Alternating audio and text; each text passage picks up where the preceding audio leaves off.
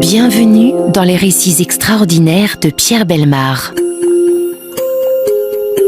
Un podcast issu des archives d'Europe 1. Nîmes, 1952, 27 octobre, 18h30. Les consommateurs jouent aux cartes au café de la Comédie attenant au théâtre. Un agent de police cycliste faisant une ronde aperçoit une lueur. Se rend compte que le feu s'est déclaré au théâtre et se précipite au syndicat d'initiative pour prévenir police secours. Quelques minutes plus tard, la foule silencieuse, qui se masse, contenue par le service d'ordre, voit avec horreur des flammes jaillir du toit au-dessus de la scène du théâtre et monter à plus de 50 mètres de hauteur dans le ciel constellé d'escarbilles incandescentes. Le théâtre, intérieurement revêtu de bois, est désormais condamné.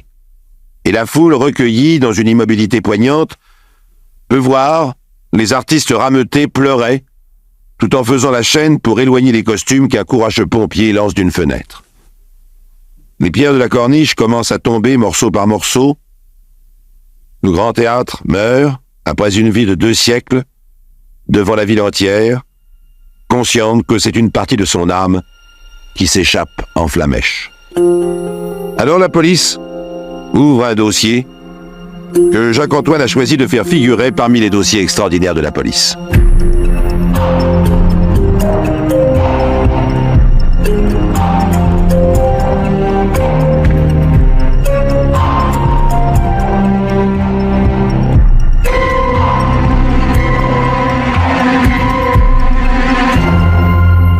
Le 28 octobre, tandis que ce qui reste du théâtre de Nîmes, incendié la veille, reçoit, sous l'insolite éclat d'un soleil indifférent, l'hommage ininterrompu d'une foule consternée, l'inspecteur Bénet de la police judiciaire commence une enquête de routine. Le théâtre a flambé, certes, mais pourquoi? Il s'agit sans doute d'un accident stupide, mais lequel? Les artistes et les membres du personnel se sont rassemblés par force d'habitude devant l'entrée des artistes, devant ces ruines fumantes, où s'activent toujours les pompiers. C'est ainsi que l'inspecteur Bénet a connaissance des premiers témoignages qui font ressortir la soudaineté du sinistre. Maître Fichenet, chef d'orchestre, raconte. Nous étions dans nos appartements, ma femme et moi, en train de répéter. Soudain, nous avons entendu un crépitement insolite. « C'est la pluie ou la grêle ?» a demandé ma femme. Il me semblait que ce bruit inquiétant provenait de l'intérieur du théâtre. Par acquis de conscience, je me précipite au foyer de la danse. Et là, je comprends qu'il se passe quelque chose d'anormal dans la salle même. J'ouvre donc la lourde porte métallique qui sépare le foyer de la scène. Ouh! Une bouffée de chaleur me saute au visage. En même temps, j'aperçois une lueur fulgurante du côté des cintres, côté jardin. Et déjà, le plafond de la scène n'est plus qu'un brasier. Et le chef d'orchestre conclut « Je n'ai que le temps de fermer précipitamment la porte et de donner l'alarme. » Derrière la façade étrangement préservée, il ne reste qu'un amoncellement de poutrelles tordues, de murs croulants, de planchers calcinés, où règne une fièvre intense. La police recueille les témoignages. Au magasin des accessoires, un sous-lieutenant de pompiers et 2 sapeurs sont en train de diriger leur lance sur des amas de poutres encore fumantes lorsque le sol s'effondre. Les 3 hommes font une chute d'une dizaine de mètres. Comme 6 autres sapeurs ont déjà été hospitalisés, le capitaine des pompiers déclare « Certes, ce n'est pas cela qui remontera notre théâtre, mais s'il y a un responsable, j'aimerais bien qu'il soit connu. » L'incendie a gravement perturbé le circuit électrique du quartier et les employés de l'EDF essaient d'y remédier, en même temps qu'ils essaient de vérifier l'hypothèse émise par la presse selon laquelle un court-circuit serait à l'origine de l'incendie. Mais M. Dauby, chef électricien du théâtre qui loge sur place, n'est pas d'accord. Voici la version des faits qu'il donne à l'inspecteur Bénet. Il s'entretenait avec un machiniste lorsqu'il entendit une déflagration. Il arriva sur scène pour constater que la frise supérieure de la scène était en feu sur toute sa longueur. Une déflagration? Vous voulez dire une explosion? Mais comment l'expliquez-vous? L'explosion qui m'a alerté? Oh ben c'était sans doute l'éclatement de la verrière supérieure. C'est normal, affirme M. Dauby. Le vitrage est en effet conçu de façon à se briser dès que la température intérieure devient excessive. La fumée de l'incendie est évacuée ainsi, de manière à ne pas asphyxier les spectateurs si le sinistre éclate en pleine représentation. Mais aussitôt, les flammes aspirées par l'appel d'air qui s'est produit ont grandi, et ce fut le commencement de la catastrophe. Quant aux causes de l'incendie, le chef électricien est formel. Il ne peut pas s'agir d'un court-circuit, et depuis la fin de la représentation des pêcheurs de perles, c'est-à-dire depuis 1h du matin, le courant avait été coupé partout. sauf dans la loge du concierge, le bureau de la direction, mon propre appartement, qui justement ait été préservé. M. Doby ajoute, il aurait mieux valu d'ailleurs que le feu se déclare pendant que la scène était occupée. On s'en serait aperçu tout de suite, tandis que là, je suis intervenu trop tard. Il m'a été impossible de manœuvrer la manche d'incendie intérieure, tant la température était devenue insupportable. Selon le concierge du théâtre, le feu a bien pris, ironie du sort, à cette partie des scènes qu'on appelle le grill. Il a voulu se précipiter pour ouvrir les vannes du grand secours, mais les flammes l'empêchèrent de l'atteindre. Comme tout était éteint dans le théâtre depuis la veille au soir, et que le lundi est jour de congé pour tout le personnel, il est impensable qu'un court-circuit soit à l'origine de l'incendie. Et si ce n'est pas un court-circuit, qu'est-ce que c'est? C'est alors que la police reçoit une première lettre anonyme. Cherchez, dit cette lettre, si l'incendie ne serait pas la vengeance d'un artiste. C'est tout. Malgré sa répugnance, la police tient toujours compte des lettres anonymes. Aussi l'inspecteur rend-il visite à M. Francis Lenzi. M. Lenzi, né à Alger, âgé de 58 ans, après une respectable carrière de ténor, a été nommé directeur de l'opéra en 1949. M. Lenzi est encore mal remis de ses émotions. Il vient de vivre une nuit de cauchemar. Croyez-vous qu'un artiste de votre troupe pourrait avoir volontairement causé l'incendie, demande l'inspecteur Bénet. C'est impensable, répond M. Lenzi, après avoir hésité quelques secondes. Le commissaire insiste. Avez-vous congédié quelqu'un récemment? Oui, un jeune choriste. Mais ça ne peut pas être lui. Pouvez-vous tout de même en parler en détail? Alors, M. Lenzi raconte que quelques semaines auparavant, il est allé à Paris pour engager des choristes. Il a notamment ramené Joës Faès, le fils adoptif d'une certaine Eva Clossé, qui est d'ailleurs venu avec lui à Nîmes. Tout de suite, M. Finet, metteur en scène, et M. Fichenet, chef d'orchestre, se sont acharnés contre le garçon. Ils le trouvent minable. Il est vrai que M. Lenzi lui a fait passer 2 auditions et qu'elles n'étaient pas brillantes. M. Aimé, le directeur financier, voulait donc qu'on le renvoie. Mais M. Lenzi, lui-même ancien ténor, et qui connaît bien la misère de son monde, a expliqué qu'il était venu de Belgique avec sa mère et qu'il faudrait peut-être attendre la saison prochaine pour décider d'un renvoi, quitte à effectuer une coupure dans son salaire. Mais messieurs Aimé et Finet ne veulent rien savoir. M. Lenzi a donc annoncé le renvoi de son fils à Eva Clossé, accablée. Et il lui a promis de l'engager, elle, à la saison prochaine, s'il le peut. C'était le lundi, jour de relâche, 18h, lorsque le comptable vient faire sa comptabilité. M. Lenzi lui a donné le peu d'argent qui revenait à son fils, avec une gratification. Eva Clossé a voulu ramasser les affaires de son fils dans sa loge, car le train pour Paris part à 21h30 le soir même. M. Lenzi a appelé Louis, le garçon de course, pour qu'il accompagne Mme Clossé aux loges. Il les a vus descendre tous deux. Depuis, aucune nouvelle. Une enquête rapide auprès des autres artistes permet à l'inspecteur Bénet de se faire rapidement une opinion sur le jeune Joës Faès. Joës, petit blondinet de 20 ans, élevé dans les jupons de sa mère adoptive, en dehors des leçons de chant qu'elle lui donne, s'amuse à découper des soldats en papier qu'il colle sur du carton. Le moins qu'on puisse dire, c'est que Joës n'est pas particulièrement doué. Son ambition est d'être un ténor comme Luis Mariano. Son air favori, c'est la Belle de Cadix, qu'il massacre d'ailleurs sans vergogne et sans se soucier des voisins. L'inspecteur décide néanmoins de se rendre à l'hôtel où le jeune homme résidait avant son départ. Il est très surpris de le trouver là. Ce n'est pas un jeune homme, mais tout au plus un garçonnet filiforme, sans consistance. Et le commissaire songe à abandonner cette piste. En effet, s'il était l'incendiaire, il est probable qu'il aurait pris le train dès son acte criminel accompli. Le garçon confirme à peu près le témoignage de M. Lenzi, mais nie formellement avoir mis le feu au théâtre et paraît sincère. « Mais pourquoi n'êtes-vous pas parti à 21h30 ?»« Ma mère a remis notre départ. » Le commissaire n'insiste pas, la mère, Eva Clossé, n'étant pas là, il pense revenir la voir un peu plus tard. Mais, de retour à la police judiciaire, boulevard Jean Jaurès, 2 événements importants vont coup sur coup déclencher l'arrestation d'un coupable inattendu.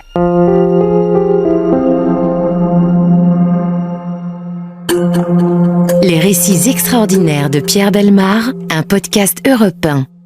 Donc, je vous l'ai dit, chers amis, 2 événements importants vont coup sur coup déclencher l'arrestation du coupable, car il y a un coupable.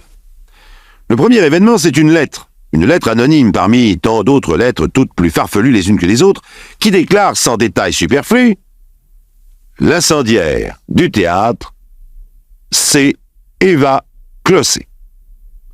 La lettre adressée à l'inspecteur est là depuis le matin même, mais l'inspecteur hésite. Eva Clossé ne peut être coupable puisque M. Lenzi l'a vu quitter le théâtre en compagnie du garçon de course Louis. Il décide donc de convoquer ce dernier pour l'interroger. Maintenant, imaginez la scène, chers amis, car tout va se jouer en quelques minutes. Il y a là, autour l'inspecteur Bénet, assis derrière son bureau, le capitaine des pompiers, debout près de sa fenêtre, le représentant des compagnies d'assurance, vêtu de noir, malgré la chaleur, et enfin un policier belge qui vient d'arriver et qui transpire à grosses gouttes. En effet, l'inspecteur a demandé des renseignements sur plusieurs artistes. Or, Joël Faes et Eva Clossé sont belges.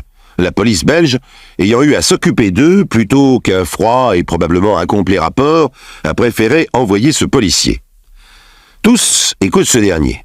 Va-t-il leur apporter la lumière? L'amour du théâtre lyrique est vivace à Liège, explique le brave policier, et quiconque a un peu de voix ne rêve que d'entrer un jour à l'Opéra de Paris ou à la Monnaie de Bruxelles. C'est le cas en 1906 pour une jeune fille, la petite Eva Clossé, qui vocalise à longueur de journée. Mais elle est fort peu douée physiquement et vocalement. Elle obtient pourtant au Théâtre Royal de Liège en 1930 un petit bout de rôle. Tout émue, elle foule pour la première fois les planches. C'est le plus beau jour de sa vie. Elle se fait photographier en Mireille, assise sur un tronc d'arbre, commande des cartes de visite portant simplement Eva Clossé, artiste lyrique, et devient la femme d'Henri Faes, jeune premier comique, au Théâtre Royal de Liège. C'est à cette époque qu'une sœur d'Eva, alors célibataire, a l'imprudence d'avoir un enfant. Le bébé est d'abord élevé par la grand-mère, puis, pour permettre un riche mariage à la mère de l'enfant et faire plaisir à sa femme, Henri Faes adopte le gamin qui portera désormais le nom de Henri Joès Faes. En 1934 et 1935, Eva Clossé atteint le sommet de sa carrière en jouant des rôles de duègne en second. C'est ensuite, insensiblement, par petites étapes, l'écroulement d'un beau rêve. Pour vivre, les cachets du Théâtre Royal devenant insuffisants, Eva Clossé et son mari font de la baraque, c'est-à-dire du théâtre ambulant. Là, au moins, Eva a la possibilité de jouer des rôles dépassant ses moyens. Un grand malheur doit compromettre définitivement sa faible réussite. Elle devient asthmatique, ce qui est une catastrophe pour une chanteuse. Son unique joie, c'est son petit Joès qu'elle gâte plus qu'une mère. Le bambin, plutôt malingre, grandit dans cette ambiance de comédien perpétuellement en tournée. En 1942, Henri Faes et Eva Clossé divorcent pour incompatibilité d'humeur et elle reste seule avec son Joès, espérant que plus tard, il sera un grand artiste. À ce point du récit du policier belge, l'inspecteur Bénet et le capitaine des pompiers deviennent très attentifs. Comme le portrait de la femme qui se dessine devant eux est très compatible avec celui de l'incendiaire par dépit ou par vengeance, l'inspecteur envoie immédiatement 2 policiers chercher Eva Clossé à son hôtel. Mais le représentant des compagnies d'assurance, pour qui la culpabilité d'Eva Clossé mettrait fin à tout espoir de recours, rappelle qu'elle ne peut pas être l'incendiaire puisqu'elle a quitté le théâtre en compagnie d'un garçon de course. Le policier belge demande l'autorisation de tomber la veste, s'épongeant le front avec son mouchoir, compulsant ses notes, il poursuit son rapport. Devant la détresse croissante d'Eva Clossé et son amour du métier, la direction du Théâtre Royal l'engage comme souffleuse. Elle retrouve ainsi l'ambiance des coulisses et de la scène. Hélas, blottie dans le trou du souffleur, les poussières lui brûlent la gorge, lui provoquant des crises d'asthme intolérables. Désespérée après 2 représentations seulement, elle rentre dans son modeste logement pour se consacrer uniquement à l'avenir de Joès. En attendant la gloire qui doit couronner plus tard le talent de son fils adoptif, elle se fait embaucher comme manœuvre à la Fabrique nationale d'armes de Liège, où elle fait également entrer Joès. Tous deux, après un court stage, doivent quitter la Fabrique nationale. Eva pour son asthme, Joès pour incapacité notoire. Les allocations de chômage et de maladie sont désormais leur seule ressource. Toute la journée, Eva, entre 2 quintes de tout, apprend à chanter à Joès et de temps en temps fait de la baraque avec une tournée de province. Au mois de septembre 1952, elle joue encore dans La Porteuse de pain. Seulement, comme elle est inscrite au chômage, cela se sait, et elle se voit réclamer comme indûment touchée la somme de 7 500 francs belges, ce qui motive une enquête de la police belge. C'est le coup final, il faut trouver d'urgence quelque chose, quitter Liège, elle emprunte 2 000 francs belges à sa sœur, la mère de Joès, et part pour Paris. Voilà. Voilà le rapport de la police belge, il s'arrête là. Tous les hommes se regardent. Eva Clossé n'est-elle pas une incendiaire possible? Oui, mais on l'a vu quitter le théâtre avec un garçon de course, rappelle le représentant des compagnies d'assurance. Alors on décide d'entendre le garçon de course qui vient d'arriver. Mais pas du tout, dit celui-ci. J'ai accompagné Madame Clossé jusqu'à sa loge, mais pendant qu'elle ramassait les affaires de son fils, on m'a appelé pour aller chercher le courrier. Quand je suis revenu, Madame Clossé n'était plus là. J'ai cru qu'il avait quitté le théâtre. À ce moment, le téléphone sonne sur le bureau de l'inspecteur. Ce sont les policiers qui appellent de l'hôtel où ils sont venus chercher Eva Clossé pour signaler que celle-ci s'est absentée. Le gosse est-il là? Oui? Alors ramenez-le. Mais l'inspecteur a tout juste le temps de raccrocher qu'on lui annonce qu'une femme vient de se présenter et qui demande à le voir. Qui est-ce? Eva Clossé. Faites entrer.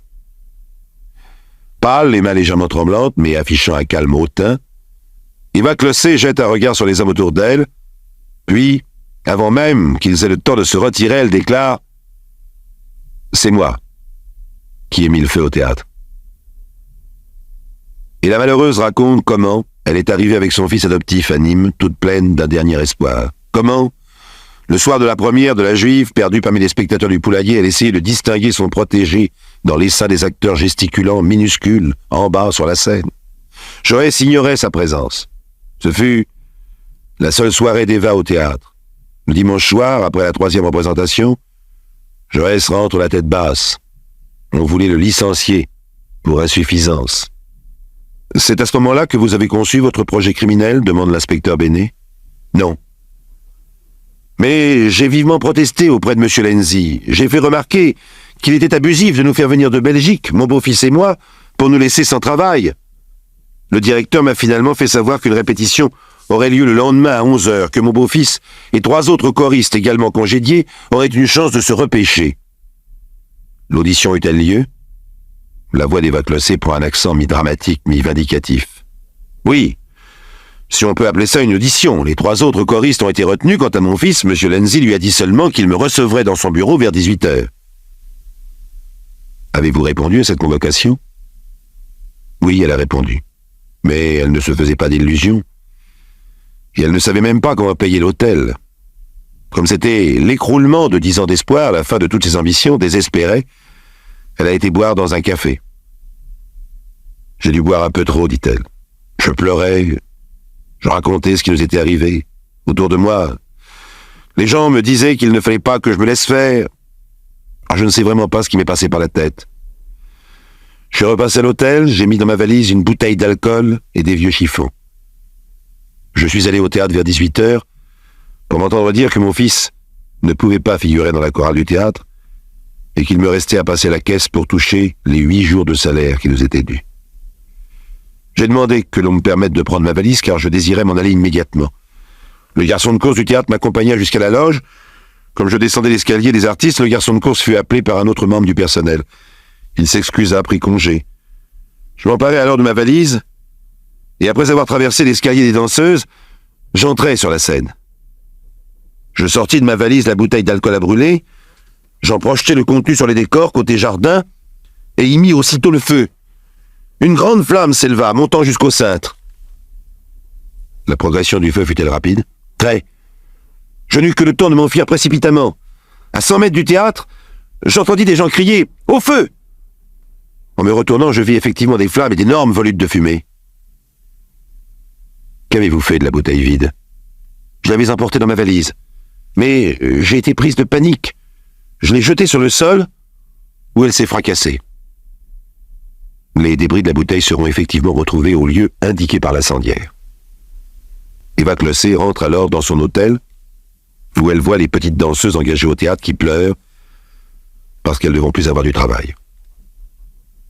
Elle ne prend pas le train, passe une nuit sans dormir, et attend 8h du matin l'ouverture de l'église Saint-Paul pour se confesser.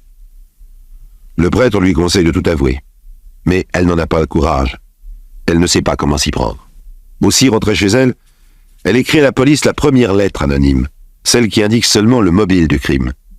Le lendemain, dans une seconde lettre, elle révèle au commissaire le nom de la criminelle, et comme les policiers tardent à venir, elle décide de se constituer prisonnière, croisant sans le savoir les 2 inspecteurs qui viennent l'arrêter et qui ne ramèneront que Joësse. Vouliez-vous mettre le feu au théâtre? Non. Non, je voulais faire peur. Jamais je n'aurais imaginé que l'incendie prenne de telles proportions. Quelques instants plus tard, elle est inculpée d'incendie volontaire dans un lieu habité c'est la cour d'assises. Elle risque la peine de mort. En sortant pour aller à la prison, elle rencontre son fils adoptif dans les couloirs de la PJ. Elle lui dit « C'est pour ton honneur, mon chéri, que j'ai fait cela. » Joël, à qui le destin décidément n'accorde que des rôles lamentables, se retourne. « Tais-toi, lui dit-il. T'as brisé ma carrière. » Quand il apprend la nouvelle, son ex-mari, Henri Faès, qui fait de la baraque près de Bruxelles, et qui n'a pas revu depuis 10 ans son fils adoptif, Joël, ne veut pas qu'on lui rappelle son passé. C'est une drôle d'idée d'aller mettre le feu à un théâtre. Je n'admets pas ça. Pendant ce temps, Eva Clossé, qui fait de la prison préventive, se fait aimer de tous grâce à son humilité. Le dimanche, le prêtre, qui l'a confessé à Saint-Paul, l'a fait chanter à la messe. Elle n'a pas un sou, même pas une cigarette. Personne ne vient la voir, personne ne s'occupe d'elle, même pas son fils adoptif. Quand vient le procès, le 10 juillet 1953, comme Eva Clossé n'a pas d'avocat, c'est un ami de M. Lenzi qui se proposera gratuitement. Pendant le procès, l'avocat pour défendre Eva Clossé prétendra qu'elle fut autrefois la maîtresse de Francis Lenzi. Celui-ci, très sincèrement peiné de la situation de la malheureuse, ne protestera pas. Mais messieurs Aimé, Finet et Fichenet lui en voudront à mort de ne pas charger davantage Eva Clossé et de se déclarer convaincus qu'elle n'avait pas l'intention d'incendier réellement le théâtre. Eva Clossé est condamnée à 7 ans de prison. Toutefois, sa conduite est telle qu'elle sera relâchée plus tôt. Ridiculisée par ce procès, en proie à la haine, sa carrière brisée, Francis Lenzi, le directeur du théâtre, devra quitter Nîmes pour entrer comme employé de bureau aux établissements Dienner, 125 boulevard Haussmann. Et Joël? Oui, Joël, au fait, qu'est-il devenu? Pouf. Au moment du procès, il était manutentionnaire à Nîmes. Mais mérite-t-il vraiment que nous cherchions à en savoir plus?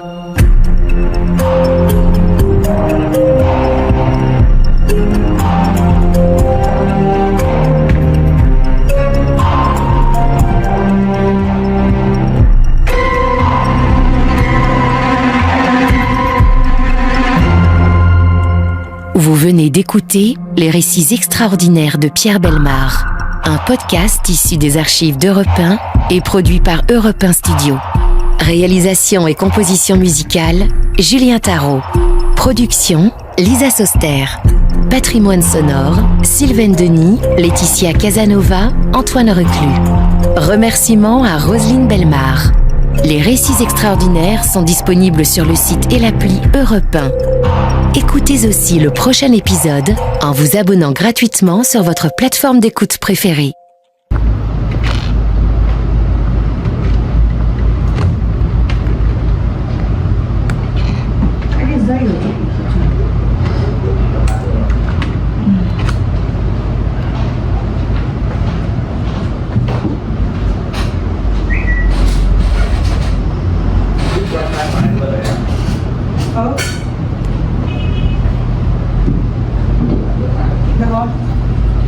Thế là bên trong của việc không thoát mặt à? Ôi sao mất mạng hay đang mất cái cục ngoài nữa? Rồi đang đưa mạng. Chịu.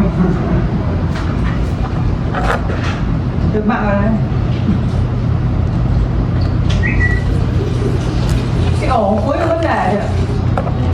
Bảo là bỏ hành đi. Ở ngoài cùng ấy. Cái ổ ngoài đúng là có vấn đề. Không, vẫn ở ngoài mà. Qua lấy cái ổ thế này cắm.